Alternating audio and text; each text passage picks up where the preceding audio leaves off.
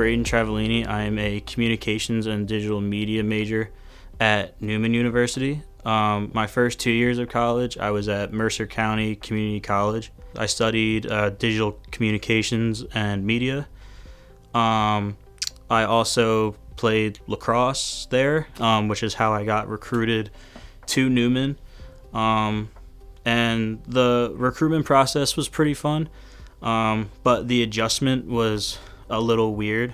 So when I was at Mercer, I was single, and I was just sort of like playing sports and doing my own thing. But then sort of towards the end of my sophomore year at Mercer, I met my girlfriend Rachel. And over the past couple years or year and a half or so, she's been like one of the most amazing things in my life. And it's kind of started to hit me when I was at Neumann, especially with having to get internships and making connections and pretty soon getting like a real job. It sort of hit me that like I didn't want to do lacrosse as much, and that I actually just wanted to start being able to build a life for myself and build a life for hopefully her too. And I feel like when I got to Neumann, that was the one thing I struggled with the most, just my fear about the future and my fear of like not being able to build a good life for myself.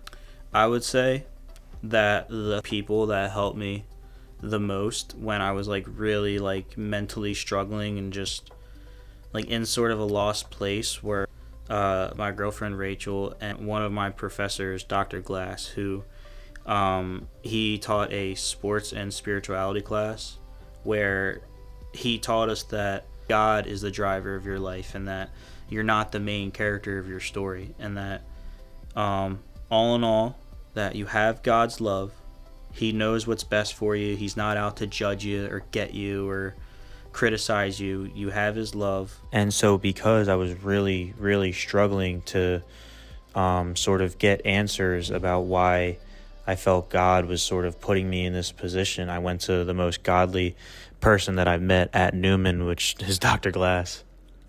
Well, who I am and what I do at Neumann is not much these days. I'm Dr. Joe Glass. I've been at Neumann since 2006, but in 2025 I retired from teaching full-time. I was full-time in communications and always picked up a theology class along the way. The other thing that's been very foundational to me, and you've probably heard me mention this before, there's a line I heard first in a preface when I was a little kid in church, and they had just changed the Mass to English, so this is back in the 60s.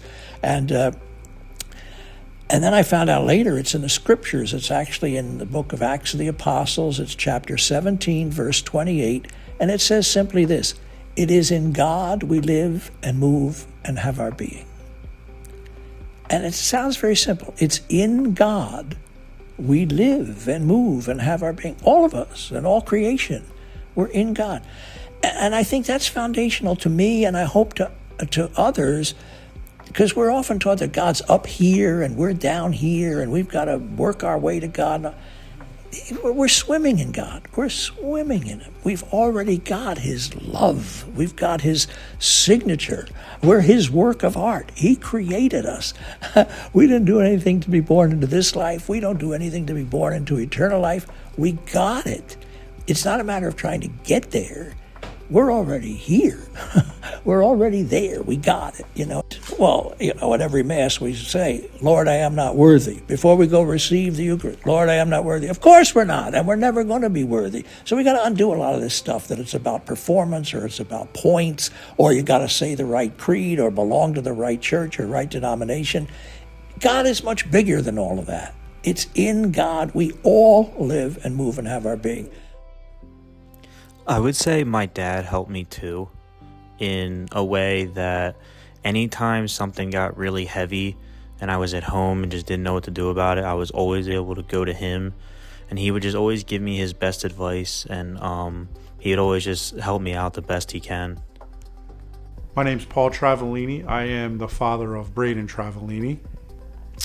From 2-year college, Mercer, to Neumann, Braden playing both lacrosse and focusing on academics was a pretty interesting transition. He has an incredible work ethic in everything he does. However, he needed to put more time into his schoolwork, as well as looking forward to the future. So being his work ethic being what it is, wanting to put 100% into everything, he decided against playing his second year of lacrosse at Neumann due to the fact that he had an extended workload, he had internships, he was working, and I give him credit because he does everything 100%. He's either in or he's out. And if he couldn't give 100% to the lacrosse team and the coach, he realized that wasn't fair.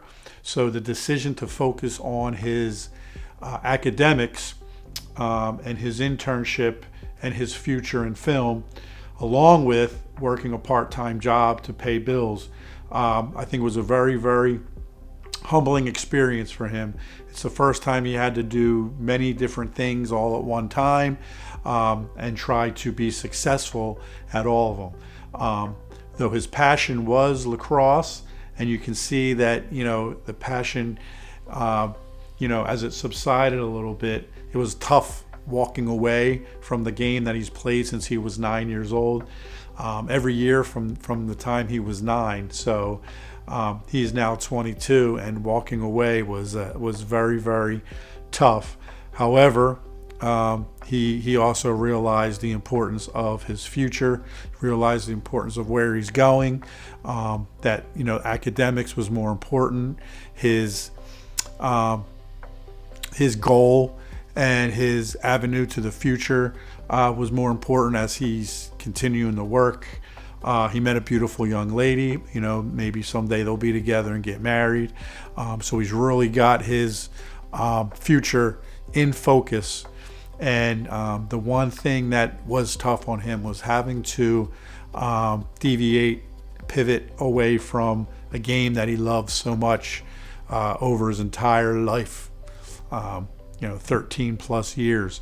But he made the decision based on what was best for his future and where he's going from here on out. And I give him a lot of credit for being able to do that.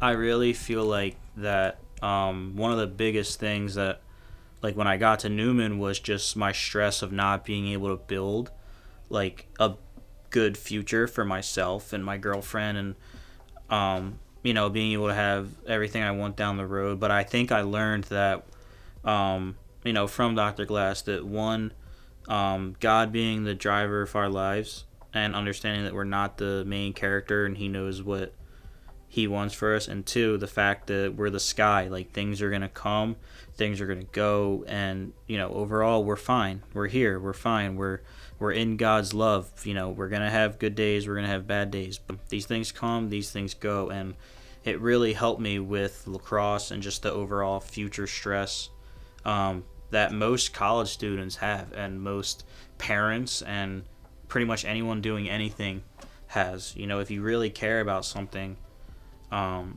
you stress about it. And I feel like learning those things through Dr. Glass and talking to Rachel and talking to my dad, it really helped me mellow out. And I feel like that's probably the most valuable lesson I've gotten from Neumann.